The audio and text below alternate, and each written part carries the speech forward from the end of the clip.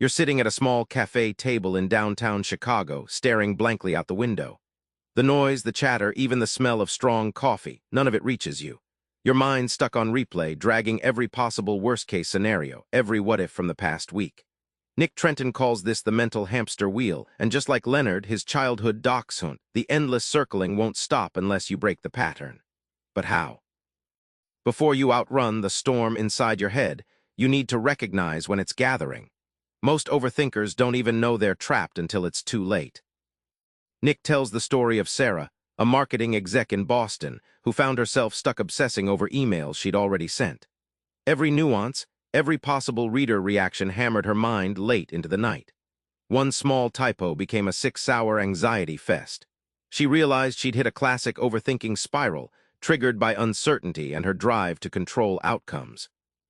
Think of your brain like an old GPS stuck on recalculating. When you get lost in worry, it's not giving fresh directions, just looping the same wrong path. Nick calls this the autopilot gone haywire, where your thoughts hijack your focus, turning it into a frantic search for answers you don't have. It's exhausting but invisible, like a broken compass you blindly trust. Here's the twist: simply noticing when you're trapped can crack the whole cycle open. Sarah started journaling her trigger moments, those sparks that set the spiral ablaze. With awareness, she began choosing to pause. That break rewired her brain's autopilot, turning a prison into a pathway. She went from anxious loop to calm clarity, and you can too. Anxiety is that relentless beast whispering, "What if?" At 2 a.m., Nick shows you don't have to fight it with brute force, you can outsmart it. Growing up in rural Illinois, Nick's best friend was Leonard, a mischievous dachshund who loved to pull on his leash during dusk walks. Nick realized the trick wasn't wrestling Leonard to the ground, but gently steering and letting him release energy safely. That same principle applies to your anxiety. You don't beat it down, you channel it. Picture your anxiety as Leonard, restless and tugging you toward every scary shadow. Trying to restrain it with willpower alone? A losing battle. Nick calls this a leash fight, draining you. Instead, relax your muscles and give the dog space, and you'll see the pull soften. This lets your brain settle, like Leonard finally sniffing a calm patch of grass.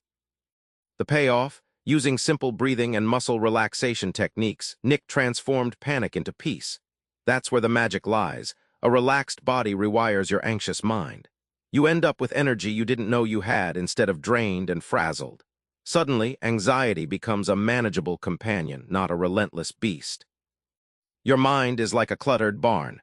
Nick's got a blueprint for spring cleaning, because a clear field breeds clear thinking. Nick recalls how, back on the farm, his dad insisted on spring cleaning the barn every year. The process was slow, methodical, and exhausting, but afterward, everything felt lighter and easier to find. Now Nick applies that metaphor to your brain. Negative, intrusive thoughts are like dusty clutter blocking your view. Decluttering frees up space for clarity and calm. Think of focus as a bicep. The more you train it, the stronger it gets. Mental clutter sabotages your workouts, scattering your energy. Nick introduces targeted techniques, like single-tasking and mindfulness exercises that act like weightlifting for your brain, sharpening concentration and cutting the noise of overthinking. The unexpected gift happens when this becomes routine. People report feeling younger, calmer, and more creative almost overnight. Nick's clean barn philosophy sparks a lasting transformation. Your mind stops fighting itself and starts helping you craft the life you want.